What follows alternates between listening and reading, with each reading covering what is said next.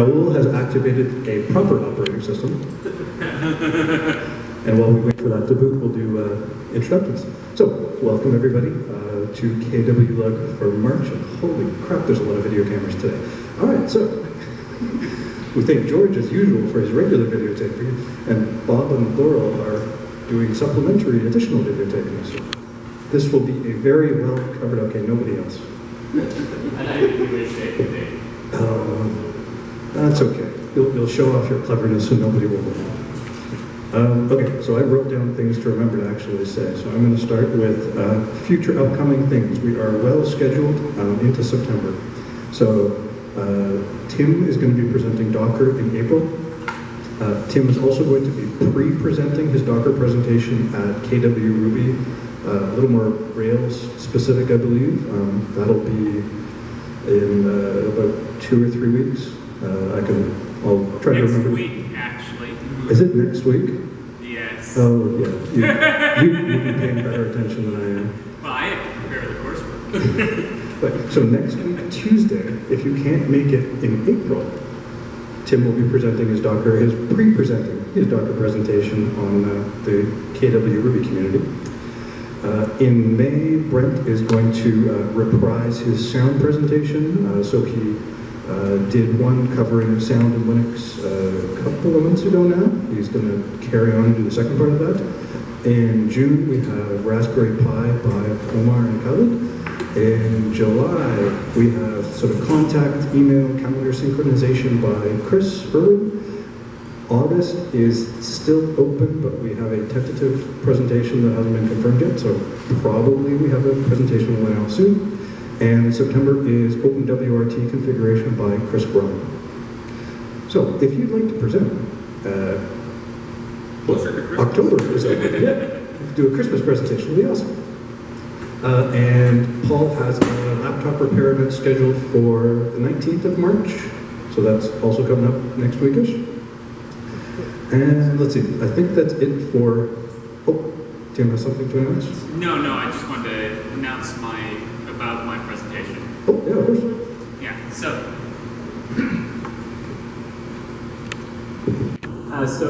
For anybody who's interested in Docker, and why aren't you? If you're interested, the presentation I'm giving to the Rails group, and the presentation, or the Ruby group, sorry, and the presentation I'll be giving here next month. This is a follow along and do stuff on your laptop presentation. It's a tutorial. I'm not going to be covering anything about what Docker is or how it works. I'm going to be covering how to use Docker through stuff. So that means two things. One is it's really helpful if you do a little bit of reading about Docker before you come, because I'm not going to teach you anything about that per se. And the second thing is it's vitally important if you want to follow along to set your laptop up ahead of time. They'll be posted in the news group. It'll be on the website a step-by-step how to prepare your laptop for class. And if you do that, then when we get to class, we can all start going. Because the one thing I don't want to spend is spend that first half an hour teaching people how to install Docker. There are wonderful pages online on how to do that. I want to get into what to do with Docker. So if you're interested in it, that's great, and please come prepared. Thank you, Tim. All right, so business for today. Washrooms are at the back. We have 2 presentations tonight, so we will take a break in between. There's also water at the back if you need it. There's sometimes coffee in the big boiler, but not always, so check if you like. After the event, a bunch of us usually go out to the Firkin. Is anybody planning to go? Show of hands. So tag one of those people if you don't know where it is. It's just at the Tannery building. And, on an entirely selfish note, my company is looking for a Ruby on Rails developer. So if you know a loose Ruby on Rails developer who would like to work remotely for Sugar CRM, send them my way. I will attempt to employ them. All right, so after all of that, does anybody else have announcements? Anything quick that they need to say? No? All right, so tonight we have photos and videos. So Raul is going to give us a presentation about how to build photo DVDs. So his reasoning last week, or when he was announcing it, was, you know, this is something for handing to people who don't want to play computers, but they still want to show them their photos.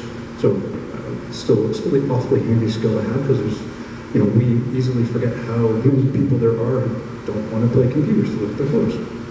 And Bob, after the break, will be giving us a video editing tutorial in KDEdit? No. KDN Live. KDE and Live. I'm sure there's lots of fights about how to pronounce that. It's KDE Live. All right, so first 5 minutes of the presentation. All right, so thank you very much for coming. Thank you, Roy. Okay, so I'm guessing that you will need a little bit more time than me because KDE Live is way more complex than what I'm going to show. So I will give you a little bit more time. This is introduction. My dad is 80, I think it's 83 or 84 now. He works with computers. He likes computers, but my mom, he doesn't touch a computer. I got a laptop for her, and I think that she turned it on a couple of times, and that's it. But still wants to see the pictures that we took at their 50th anniversary celebration. And what is interesting is that I'm pretty sure that she will need more than that, especially now that all the pictures are taken digitally. Before, well, you always had to print them, so it doesn't matter what you do or who took the picture, there was going to be a print. Now it's always digital. While I haven't burned a DVD in many years, this was a perfect occasion to learn how to do it, how to create a DVD that she could play on her computer. So I'm pretty sure that you have family members that would like to see their grandchildren or their family or their event without having to rely on a computer. And that's what I did. So let me...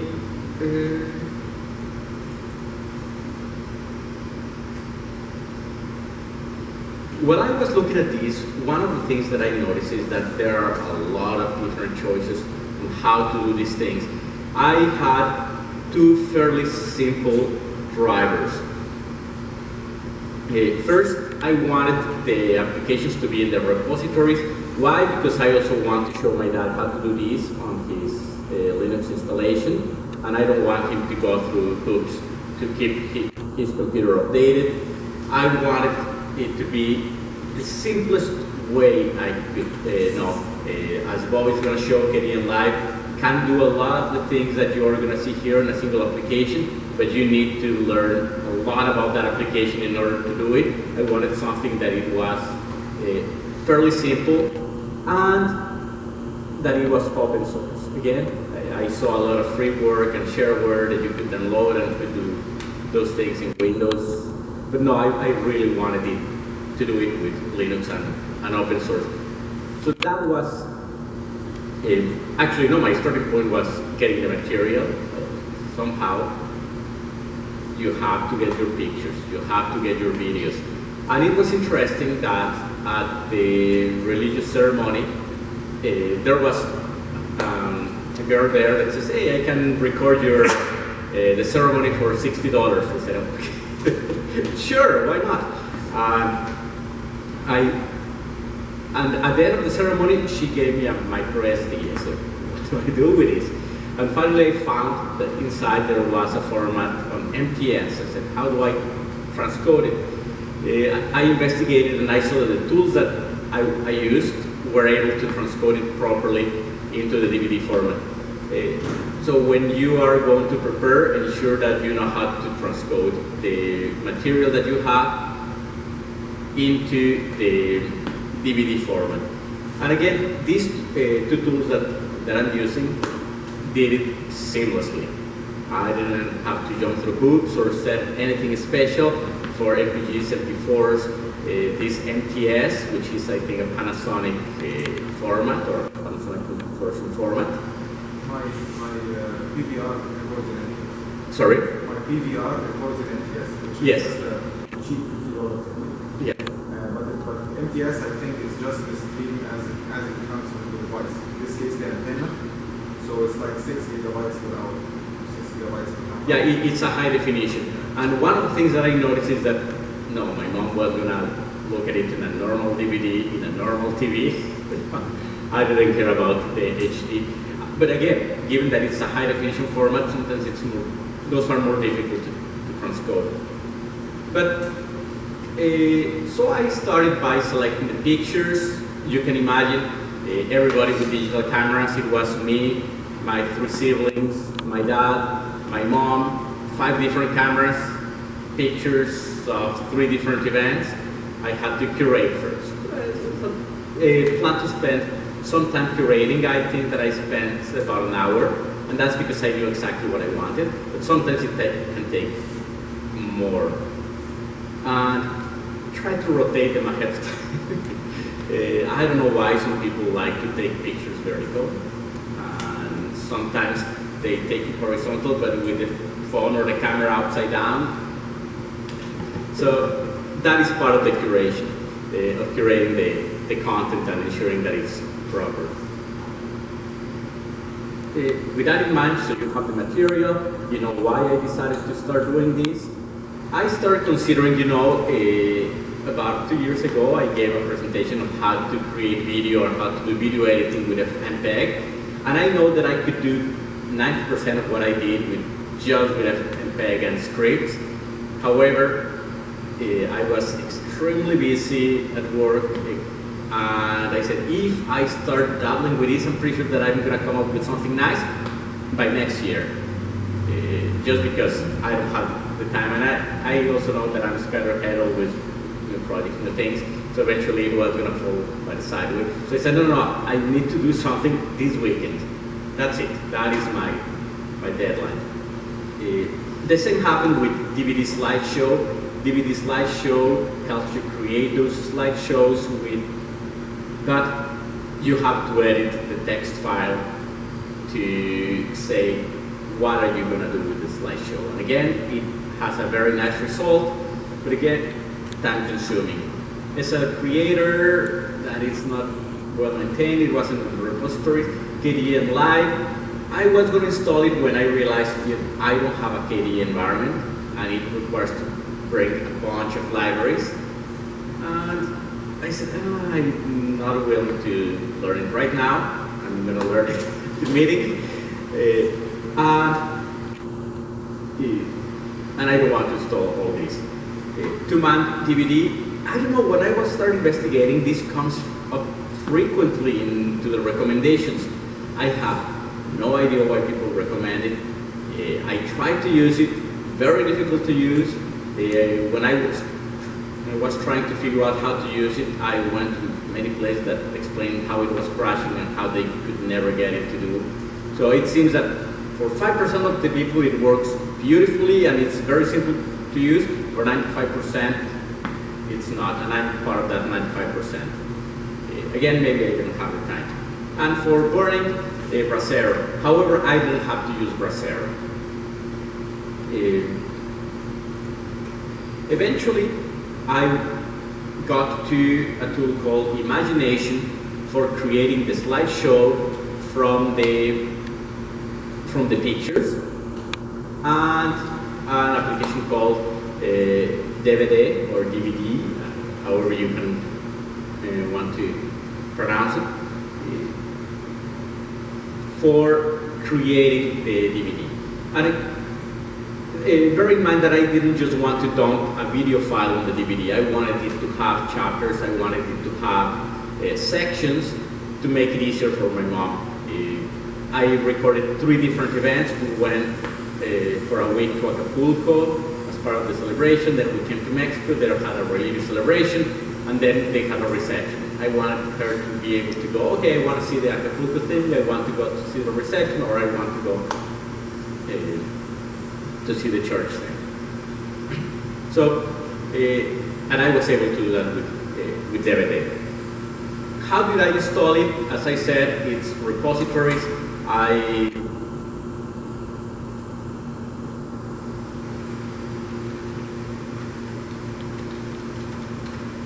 just went to my installer, searched for Imagination, clicked install, and that was it.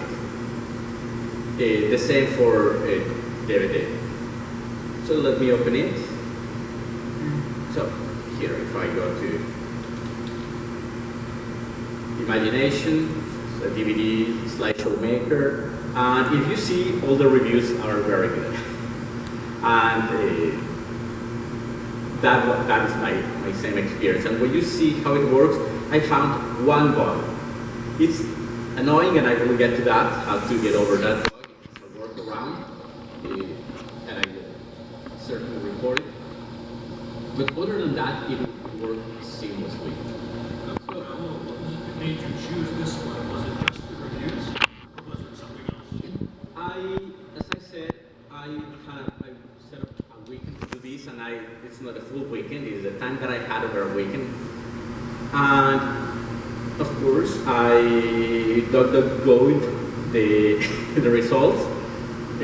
For tools to do this, I searched for ways to do this, and I read on different tools. I installed a couple of them, and when I got to this one, it's like, oh, do I do this and that's it? And that's the one that won. Again, I didn't spend too much time researching and investigating. It is what I was able to do in 2 or 3 hours while I was doing some other things. For DVD, I think it was the same thing. It's simple to use. It doesn't have all the bells and whistles as other tools, but it did what I wanted it to do in a simple way. And so it was quick research. That was it. And I'm happy with the results. So if I start on, it starts, it's on a video, I start Imagination.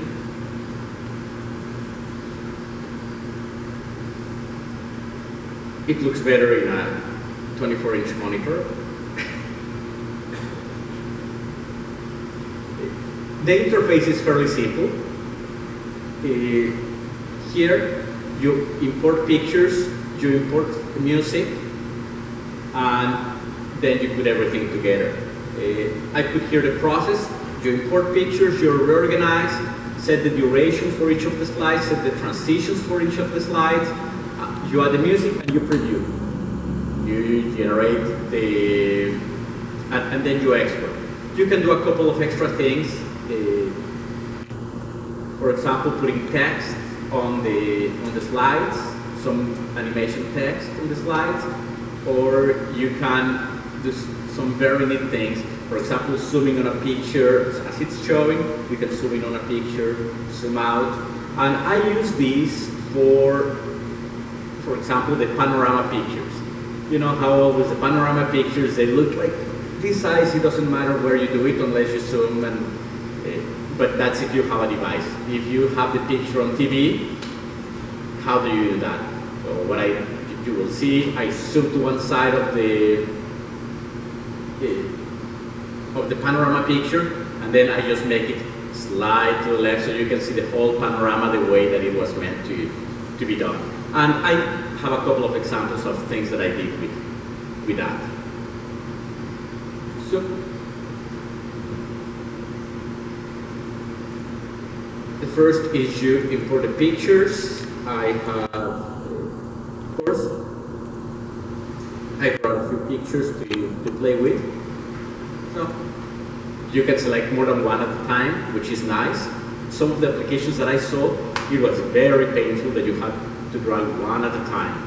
And bear in mind that I created a 2-hour video from these things, from pictures and little videos.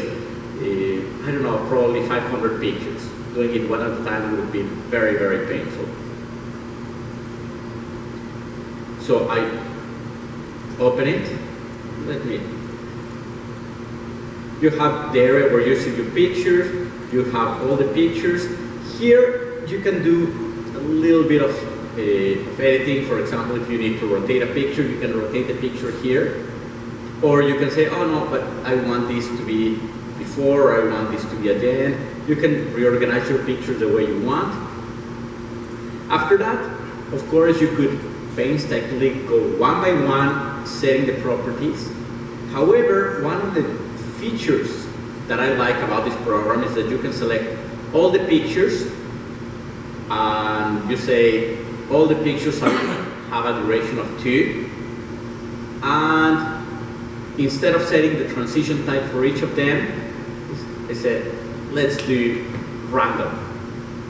And there were a few where I said, I want for this one, I want the heart. Sorry.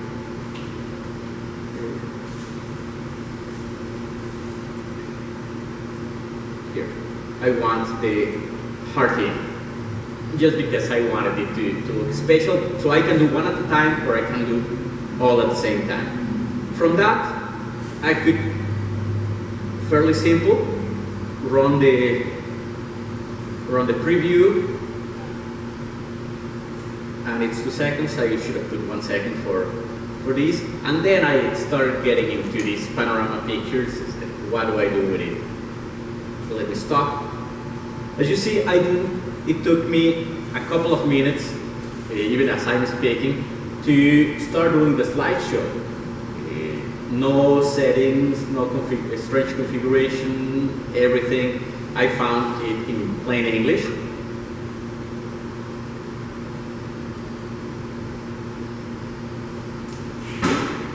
So if I come here, I said, what is this slide motion for? What does it do? And this one took me a few minutes to figure out. So I said, oh, if I do this, it zooms, and I can move this thing. So what if I move it here? I move it to the beginning. There's an add button. I assume that the add was for something, so I add. So I have a slide motion to this point, and I move again, in a larger monitor it's easier because I can drag faster. And then I add another here, and I want it to be for 2 seconds here, I update, and for 2 seconds, I update. Let me run this again. If I run this, there transition, stays there for a second, then does the transition to the other one, and then it does the panorama. As you saw, I can control the speed for that transition. I can say, I want the transition, let me update this one. I want the transition in 5 seconds. I click update every time that I change a parameter on the slide motion. If I do this again.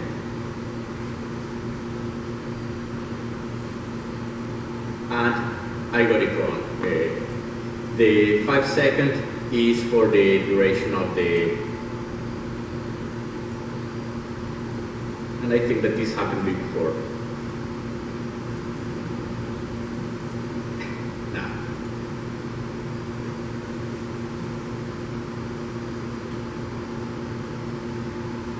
Now it was 5 seconds for it to do the full panorama.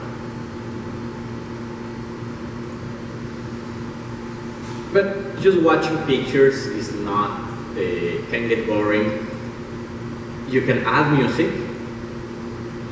I click here, and of course I put some music here. And it doesn't play on the preview, but I know that it's there. And I can put different audio pieces when you have a large set of pictures. In this case, it's a short set of pictures. It automatically truncates the music, and it even fades it at the end of the slideshow. So for all intents and purposes, that's all I have to do. And now I can export the show. I can select if I want to see it in normal screen, or in widescreen. I think that most people will do it in widescreen these days. But again, if you think that someone is going to look at it in a CRT TV, that they still have it, you can generate it in the 4:3 format. You select the file name, you say where to put it, and then you click OK, and it starts creating. One thing that I found nice, but it can get annoying, is that it actually runs the slideshow in the background as it is generating it. I found it nice because there you can see, oh yeah, this is exactly what I wanted. But after a while that I saw that, I left it running. Again, this was for 500 pictures. I think that Acapulco was about 200 pictures. I left it running for about 20 minutes. In fact, I created the 3 and I left them running and I went to have dinner. When I came back, it had created the 3 slideshows that I wanted. So it doesn't output the DVD, it outputs the file, and then you burn it? And I do that with the DVD application. But the output here is always a file, not DVD. Yes, it will create an image file. In this case, it's a VOB file, which means it's already in a DVD format. If I want to see it, I'll just open it.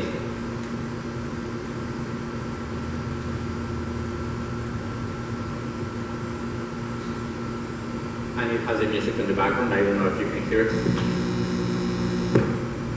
I'll let you touch it. As often the audio on audio? No, that's okay. So, it played with the music.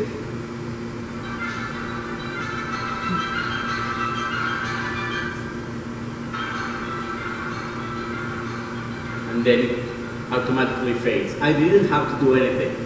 I can't imagine that it can get easier than that. Drag your pictures, or select your pictures, organize them, select them all, set the time, and set all of them to be random, and export. Add the music and export. That's it. If you want to do a title in here, you can select the picture, and there's this slide text.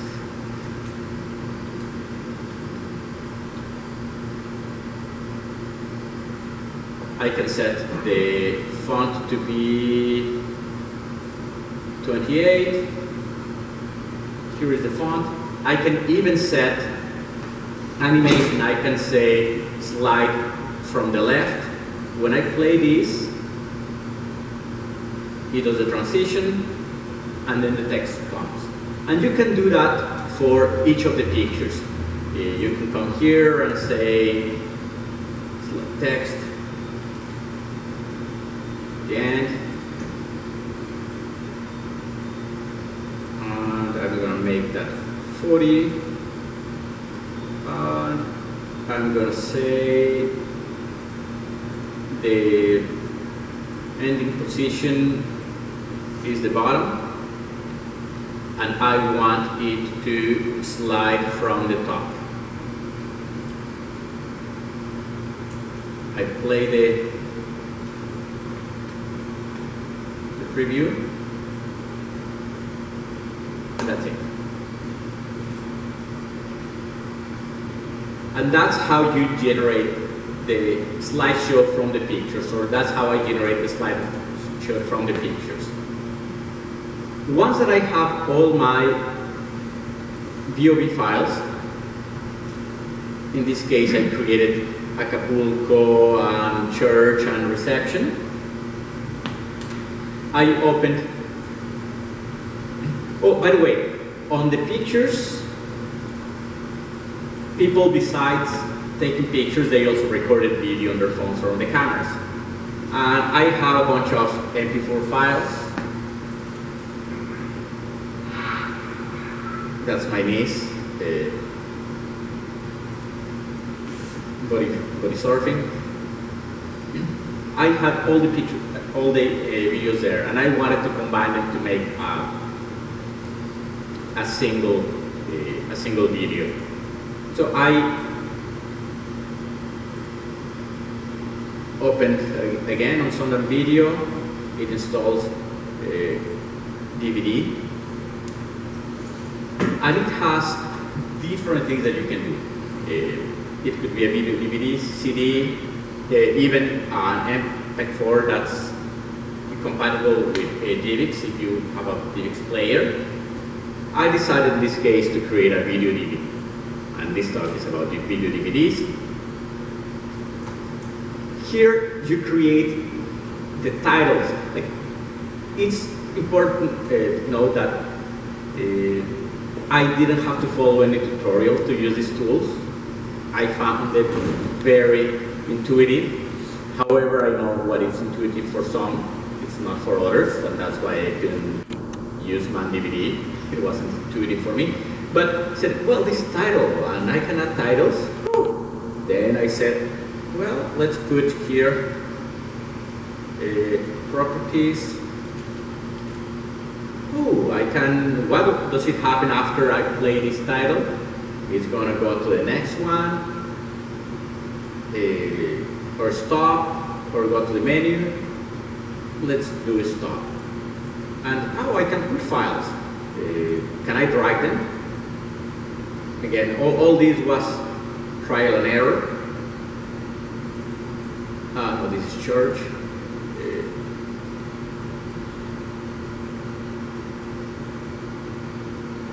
I was able to drag a file.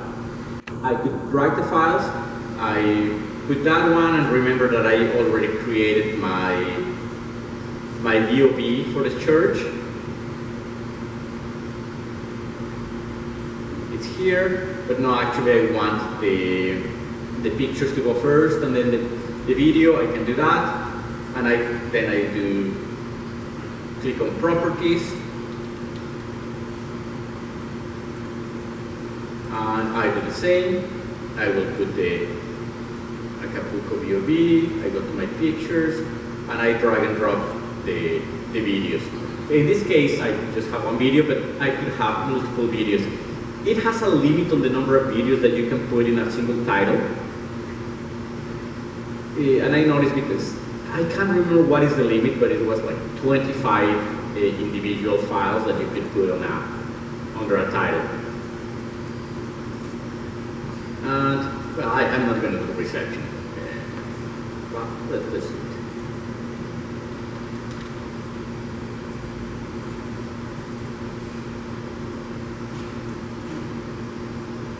I'm going to drag these.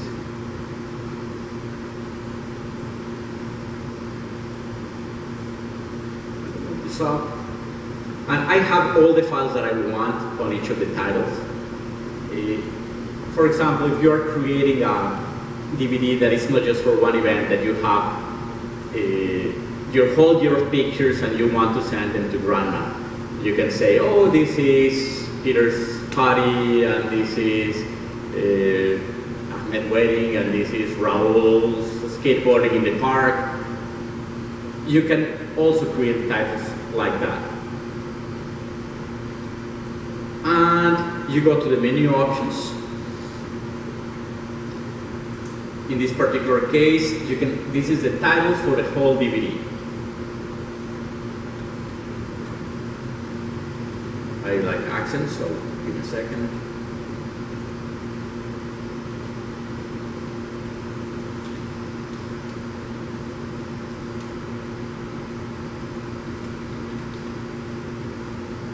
And I can set again the font.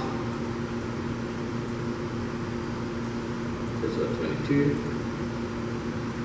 I can set a background for the menu, or I can preview the menu right now.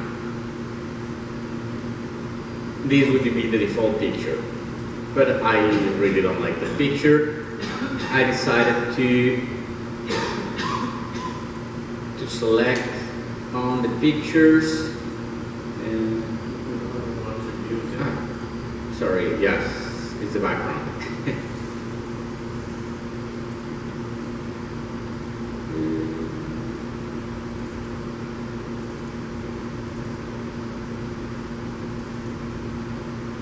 this is the picture that I wanted for the menu. I see, but now I see that this is too dark, and this letter, you can barely see them. You can select where the menu is going to be, both with margins, if it's top, right, where will it be positioned, and what are the margins within that positioning. For the title, I changed, and I want it to be white, and I want the shadow color to be black, and I want it to have that opacity. For the menus, for the background, I want that color but just lighter. I preview the menu. Now it looks more, I like this better. So that is all I had to do. You can add music to the menu. Just be careful. The file for it creates a video file for the menu. You know how those annoying menus on the DVDs that it plays about 5 seconds of the music and then it starts again, that is just play me. It is extremely annoying. It is because it creates a file and it adds to the content of the DVD. If you select a 5-minute music, it will create a 5-minute video that will be playing in a loop. Maybe that's what you want, so it's not boring to look at the menu, but most likely you just want a small piece of music, so it does it fast. I tried doing it with a large file, and it took a long time rendering the video, so I selected a smaller file to be able to do it. In this case, I will leave it in silent. Always curious, I clicked to see what was in advanced options, and newer versions have other advanced options. The version that comes in the repositories is a little bit older and it has more limited options. However, when I looked at the newer version of the tutorials, it is really to give you a fine control over the transcoding. And you know, if you try to transcode, if you don't get it right, you just create an ugly video from something that was an acceptable video. In this, you can only convert to MPEG files or create the disk structure. Some people prefer to copy the files by themselves instead of creating the full video. In this case, I prefer to create the ISO. And I did that because, again, I was already in Canada, my parents are in Mexico. If I burn the DVD here, then I send it through mail, they're gonna receive it 2 months from now, if they receive it, and if it's not broken. What I did was create the ISO file. My dad downloaded the ISO file, and he put it in his own computer, and he had a DVD for my mom. No Canada Post or Mexican Postal Service involved in the transmission of physical goods.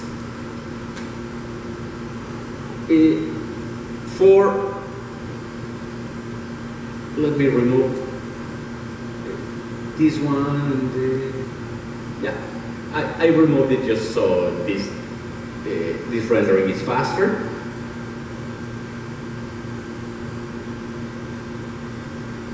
It asks me where do you want to create it, and I'm going to call it KWLUG, and it starts creating it. And that is pretty much it. After that, you just burn it. Remember that I said that I didn't have to use Brasero, or how do you pronounce Brasero? Brasero? I've heard people pronounce it fully in English instead of, it's a Spanish word. Some people it's like brick zero, or I don't know. What does it mean? Brasero is a kitchen appliance an ancient one where you put the colander. Is it? Yes. Yes, and that's how they pronounce it. It's like, yeah, but that's not the. Yes. So it takes some time. At the end, you end up with let me go here. You end up with an ISO file. That's what you end up with. I still wanted to run it for you to have an idea of how long it takes. This is one of those things that once that you have everything the way you like it, let it run and go to something else. Especially when you are using a 2-core little computer. It was way faster on my 6-core. Before burning the ISO, actually, before sending it to my dad, I wanted to see how the ISO looked like. And some of you may already know this, but those that don't, you can mount an ISO and you can look at the contents. In this case, I mounted the ISO file and played using VLC. So if in this case, you see, job done, it has the burn button. If I click the burn button and I put a DVD, it's going to burn the DVD image directly to the DVD. Of course, I don't have not even a device, but that's really all you have. It has a strange thing that when I quit, it always says that if I want to abort. Well, I'm already done. There's nothing to say. Actually, yes.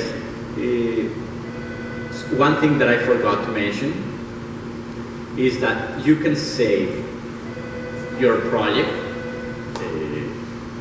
just because maybe you are not done and you want to go to sleep or have dinner, or maybe because you are like me and you like saving things as you go so you don't lose them, or maybe because you later want to make modifications. You create this ISO, but the next time you want to add pictures or you want to add videos as you're getting them. You can save it. Let me open. I don't care for this too much. I created the anniversary DVD, and it has the way that I set it up when I was playing with it for this presentation. Once that is done, let me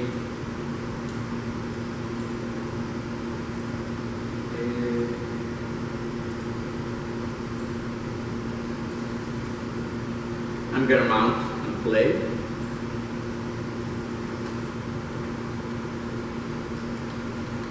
Doesn't VLC play an ISO file directly? I didn't see how Open as a file? I didn't see how. It's the only way that I found.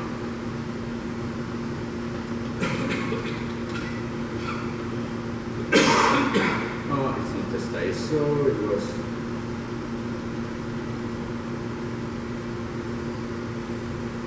And then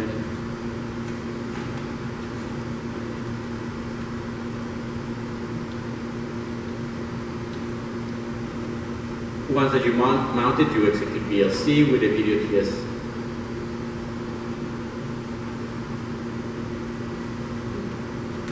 If there was music in the background, you would hear the music in the background. I didn't. I can go to the reception and it starts playing. This is that animation I did with imagination. And after it finishes, it will start playing the video that I concatenated at the end. And that's DVD with that concatenation? Yes. DVD. I can go to the menu.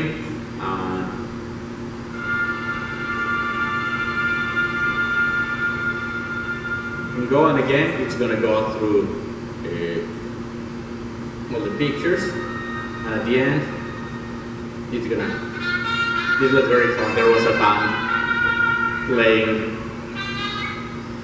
band playing there at in front of the church. It was nice to take it. And if you have any questions, How big is your ISO at the end?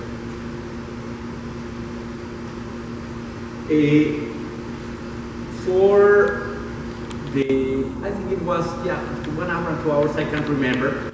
It was not even 40% of the DVD. So it must have been probably 2 gigs. I didn't bring it into my other computer, the big one.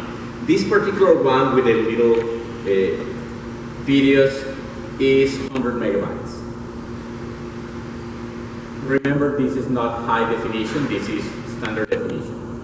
It's wondering how close it gets to its estimate of Sorry, I can hear. how close it gets to its estimate of how much the DVD will take up when you're making it as to how much it actually takes up. I would say it is about the amount that a DVD holds on video, which is 2 hours or 3 hours. How much is a DVD? Because remember, it's the standard encode. Any other questions? Great, Peter. You fell asleep, or everything was so easy. It was really easy, and I had a lot of fun. My mom really liked that I sent it the DVD, and now I have something to do every time that I have a bunch of pictures that I want her to see. Does it have a feature, I don't know, in cinematography it has a name, when you go slowly zooming in, you can have like music on the background and slowly zooming in a point on the picture. Yes, well, as you saw, using that slide animation, you can certainly do that. I did that here on the reception, and that's what I wanted to show. This is a picture that is bigger than this, so it goes. I did it too fast, maybe that's why you couldn't see, but you will see how it zooms to a particular point. I can make it as slow as I want because I have control over each step of the animation. In this case, it had 3 steps. It had the first step, one to my mom, the second step going to my dad, and the third step zooming out. I've heard that called the Ken Burns effect. Yep. After Ken Burns, a documentary filmmaker who did the documentaries on baseball and jazz and had a lot of still pictures and did a very slow zoom in to get a little bit of animation on during the documentary. So I've heard it called the Ken Burns effect. Yeah, it creates a video from pictures, you create actually a video effect. Yes. Talking about effects, there are certain effects that I didn't see the application having. For example, bringing the pictures, rotating them as they come in. For that, probably I would use FMPEG or some of the other applications. Maybe Kitty and Live. And that, I hope that's a good segue for you or for the break. Show that.